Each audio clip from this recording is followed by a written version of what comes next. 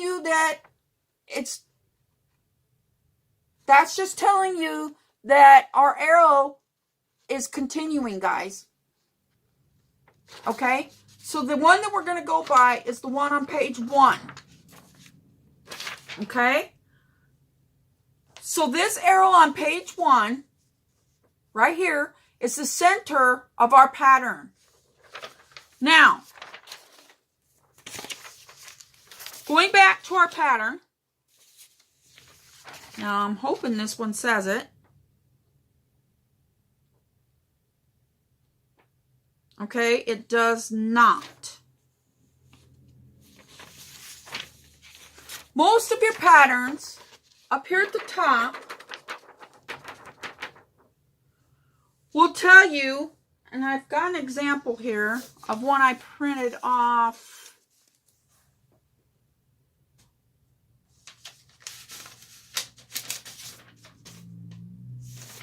It's not that one.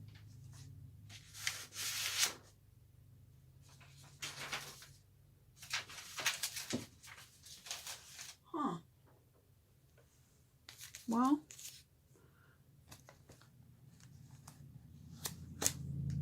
I don't know where it went. Well, in any case, it will usually tell you up here like that your stitch count is 100 by 150. Okay. This particular pattern is not giving us that information. I don't believe. Does it say it on this front part? Oh, wait. I believe it's on this front part that I was reading to you earlier. Okay, this design is a 20 by 17.5 centimeters.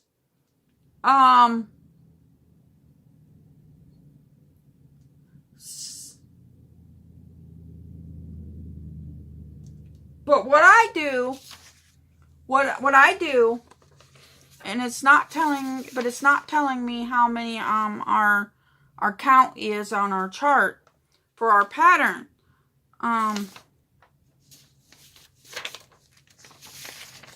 This one, I believe because they're teaching us here, actually printed me off a full chart.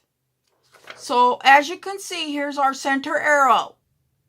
So if you don't want to use this other chart and you want to use the color chart, you're welcome to. But this is our center arrow. That's center. This arrow down here is also centered. Bottom center, top center, side center, side center. Okay? If you take these arrows and you follow them clear over here and bring this one down, that's the center of your design. Now, to find center on your material, you're going to need to do a little math. Because you're going to need to count from your top line to your center mark. So in this case, every square is 10 stitches. It's 10 across, it's 10 down. Okay? So we're going to count 10. Well, let me make sure that is 10 because that doesn't look like a full 10 to me. 1, 2, 3, 4, 5. 2, 3, 4, 5, 6, 7, 8. Okay, they're going with 8. So our top row right here, because if you notice, they're not the same. See, this one's smaller than this one. That's how I knew it wasn't a full 10. Okay, this one is 10, this one's 10, this one's 10, this one's 10, this one's 10, this one's 10 on down. Our bottom row is probably not a full 10 either. Or yes, it is. Our bottom row is a full 10.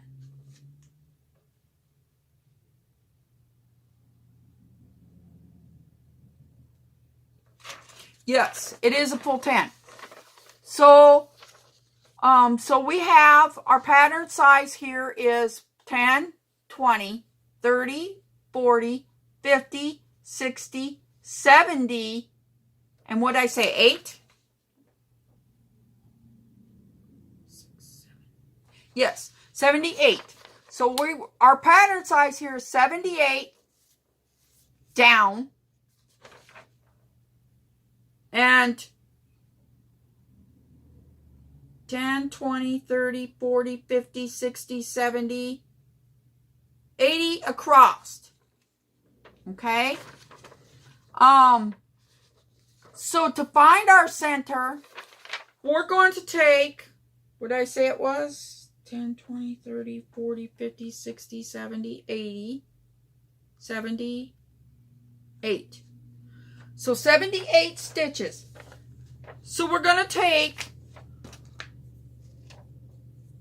make sure I'm writing this on the back of this, 78, and we're going to find half of 78.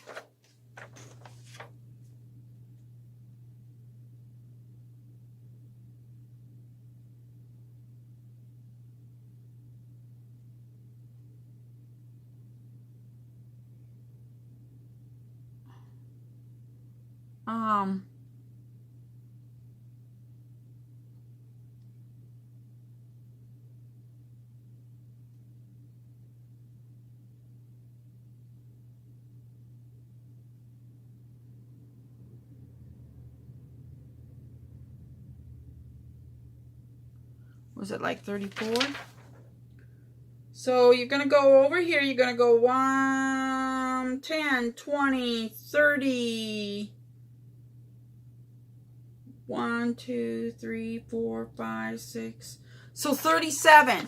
So we're going to go 37 up. So what I did here was I followed our center line over to the middle. And then I started counting up. So I followed our center line to the middle. And met it in the very middle of our flower right here. And I counted up 10, 20, 30, and then there's 8. Or 8, or is it 7? 1, 2, 3, 4, 5, 6, 5. So it's only 35. 35 stitches up is where our top stitch is going to be. 35 stitches up, okay? So then what we're going to do to find center on our material, and where did my little swatch go?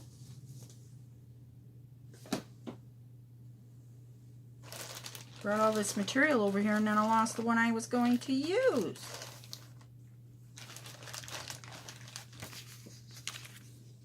Well, we'll just cut a new one. So first of all, you want to make sure that your material is going to fit your project. So by doing that, you're going to want to make sure that you're counting how many squares crossed.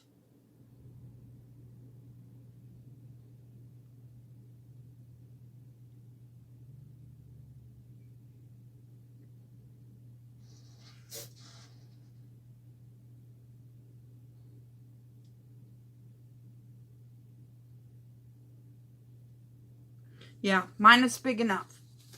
Okay, so, I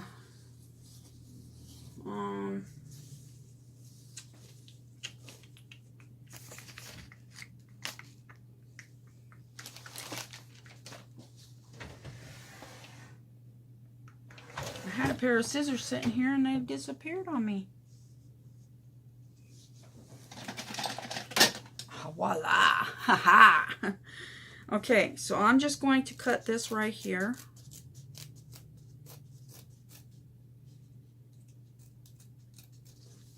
Okay, so here's my piece of fabric.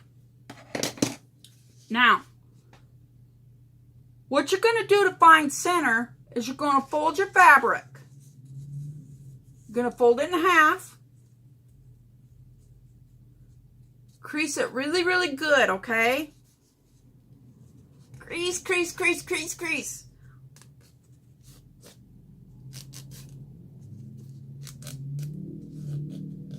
Okay.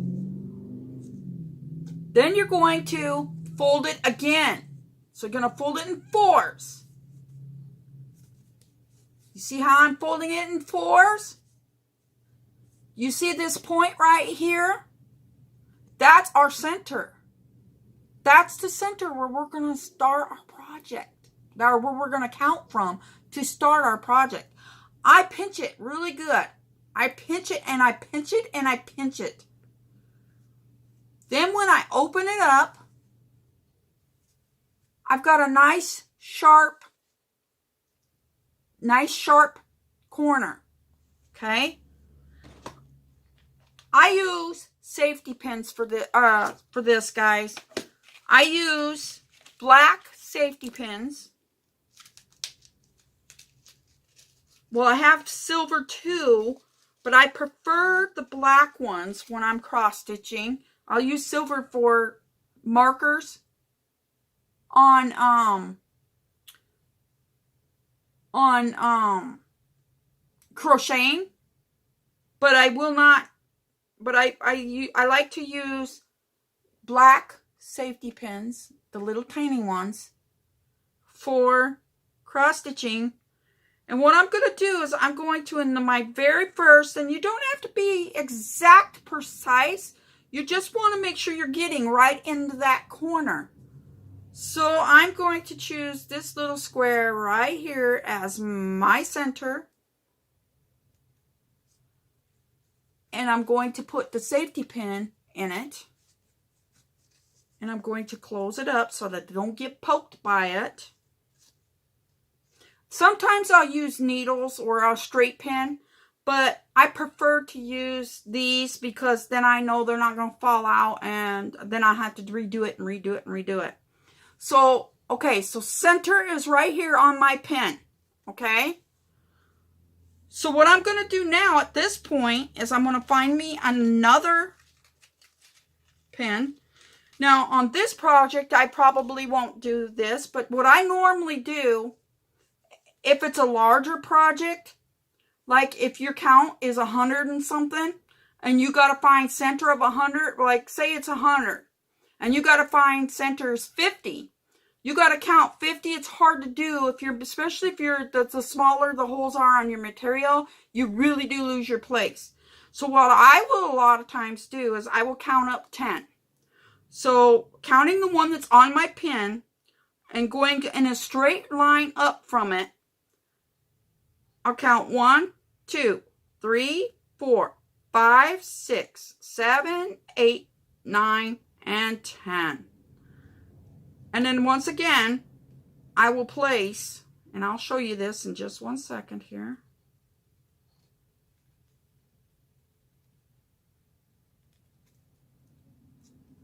I will place another safety pin. Now, for me, this is a small, easy project, and I wouldn't do this normally for a small one, for me. But because you guys are beginners, I'm going to teach you this. So, see how I counted up 10 from that one to that one? And I put in another pin. So now I'm going to do it one more time, because our count was 37, I believe. Or was it 35? Well, we'll recount it here in just a second. Get out a couple more of these black ones here. Okay, we're going to count up another 10. So counting the one that's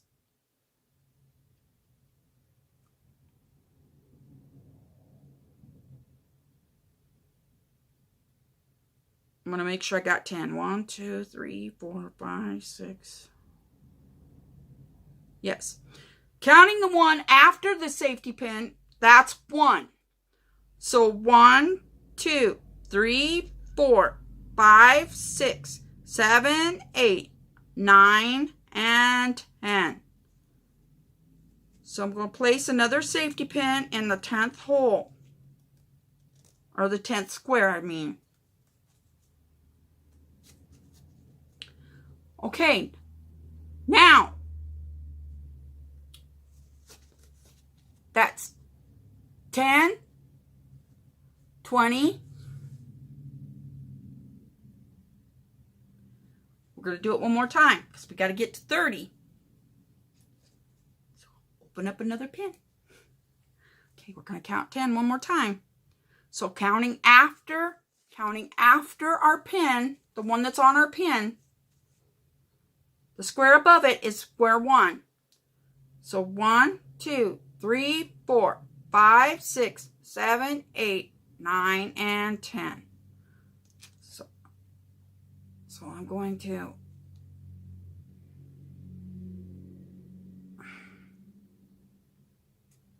we go. Get it on there. Snap it closed. Okay, so that's 10, 20, 30. Now we need to count 10, 20, 30. And we only want to count to the very top row of our design. Our design is on the same row all the way across. So we want to count 1, 2, 3, 4. 1, 2, 3, 4, no, 5. In the camera it looked like 4. It's actually 5. So we want to count up 5.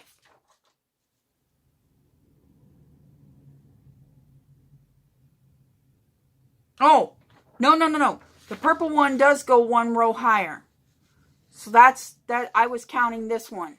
So I'm starting from this side. So it is the highest one is 5.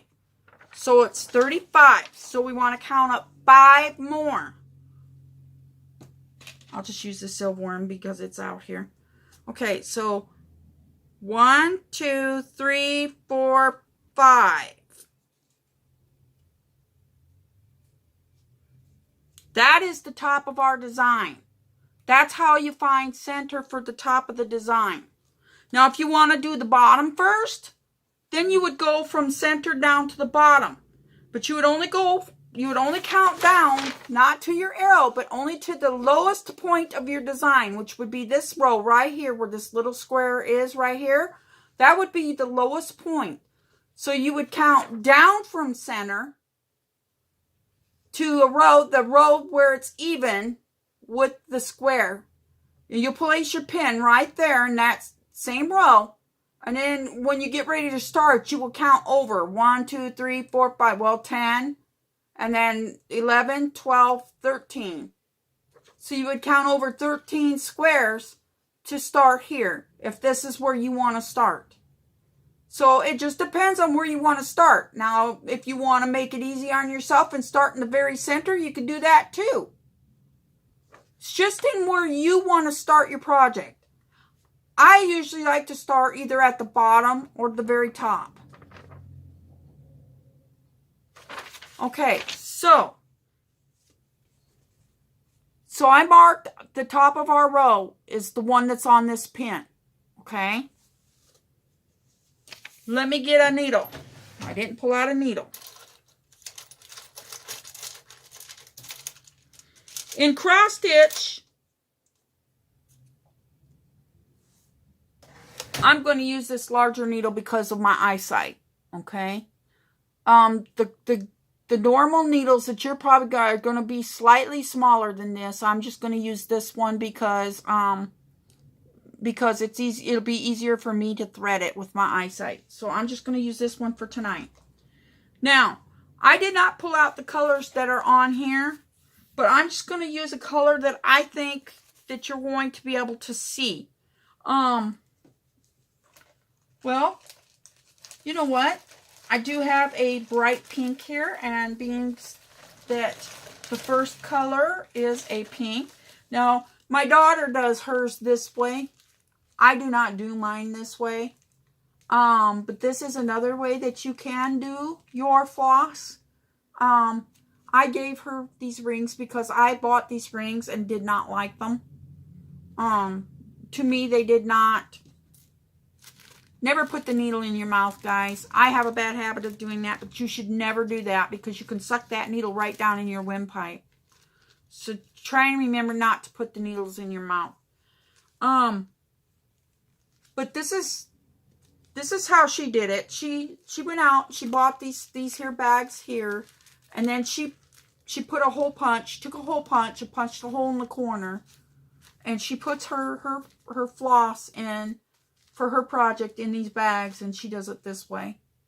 Now, when I was trying to do it, I was trying to do it through the holes that were on the top of my bobbins, and they didn't sit right. And so I never thought of doing it this way. This is not actually a very bad idea, but I've never thought about doing it this way.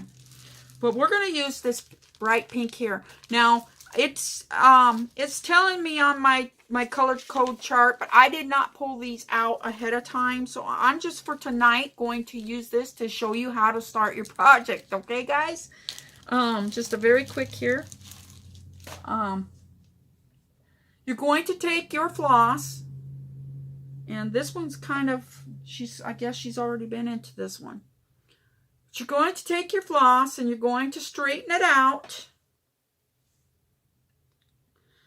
And then you're going to open it up, and you're only going to cut off an amount that you're going to be able to use, okay?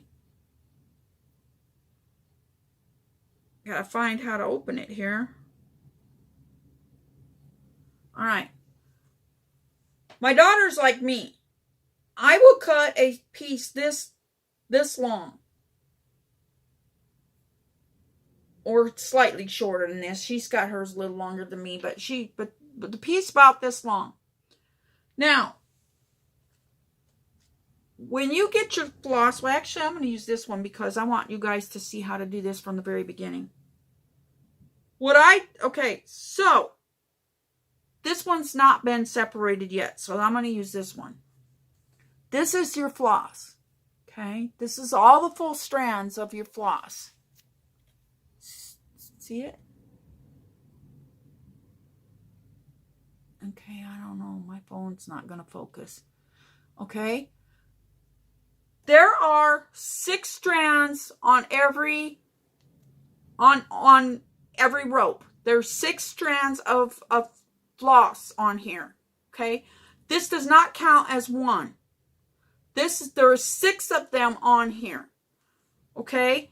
Your project will tell you, most generally on your legend, your project will tell you how many strands to use. Right here it says, use 2 strands, and then it says it again in a foreign language, but it says to use 2 strands. And it's showing you to separate 2 strands. You're going to separate 2 from the 6, okay?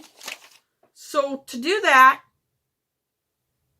you're going to fan them out, like it showed you in the picture. You're going to fan them out a little bit, and you're going to find 2 strands. Now, then you're going to slowly pull them.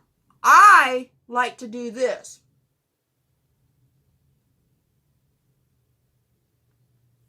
Then I let go and I re-grab. Then I will grab.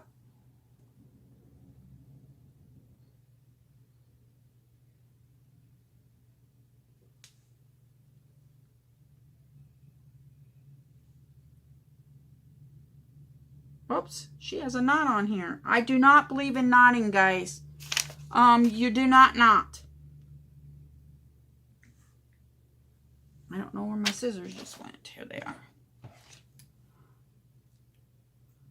I'm just going to cut it off because I'm not going to take time to mess with it on camera. But,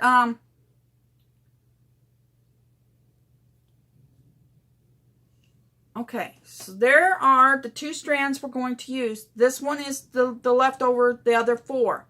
The other 4 strands are on here. I usually just place them off to the side. And then I make sure that my ends are even on my 2 strands. So I make sure that these 2, and let's see if I can show you here.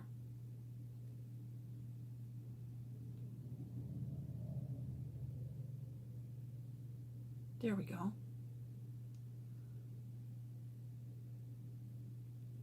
Okay. See the 2 strands? I only have 2 strands here. I make sure that my ends are together, and equal. And I just kind of run my hands a couple times down to make sure that they're nice and smooth. And then I usually get the end wet because that helps the thread go through the eye of the needle. And I hold the needle out of ways because of my eyesight. I used to could do this up close. Oh, I got it on the first try. Okay. And then I usually just pull it down and I leave a tail about yay long. You see how I did that? Now, notice I'm not knotting the end. We do not knot and cross stitch, guys. No knotting. Now, what we're going to do now is we're going to count from our top pin. Now we don't have to count from the bottom or anything anymore because we've already done that. Now, where our arrow is showing us right here, we're going to count over. We're going to count down, actually. So we're going to count down from that arrow. Or actually, we're going to count from our pin. So our pin is, right now, our pin is sitting right here. So we're going to count over three stitches over from where our pin is sitting. Okay.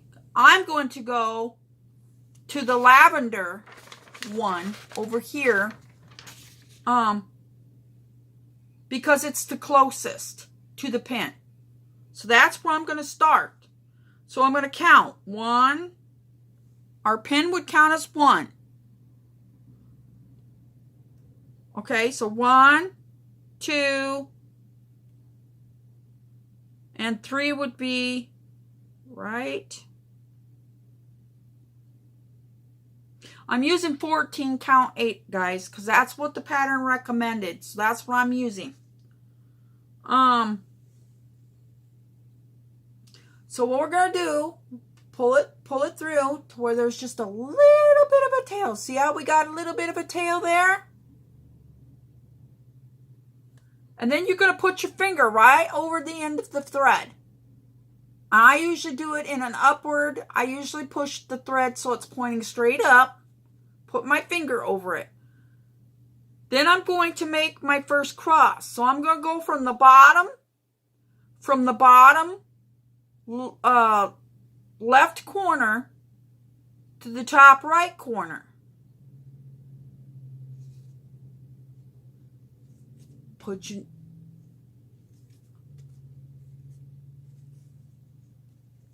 I'm sorry, guys. My camera doesn't really have a zoom. So then I'm going to pull it through.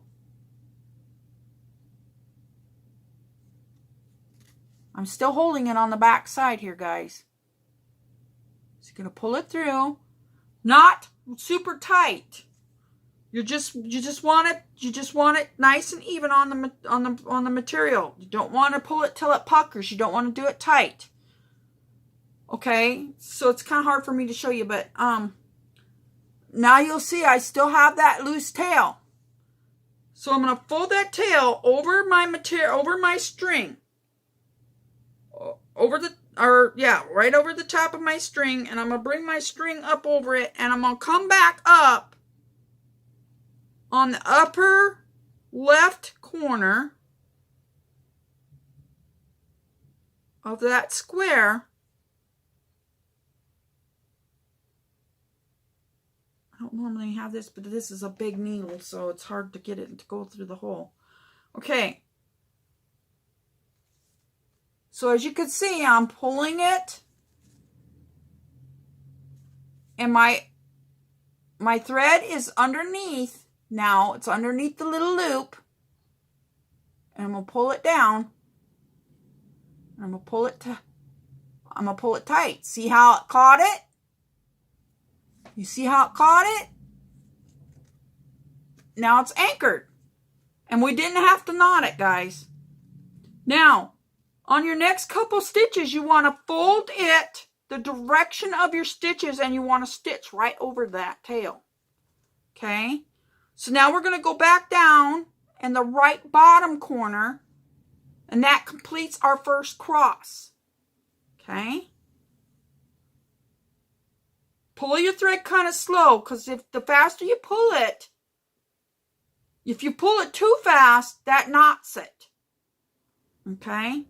Now, I found what really helps keep your thread from knotting is thread conditioner, guys.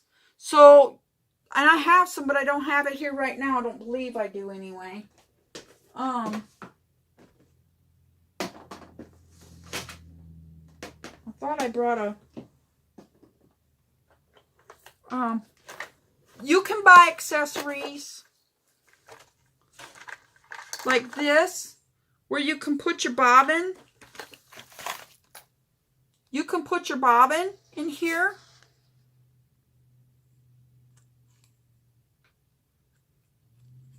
Like so.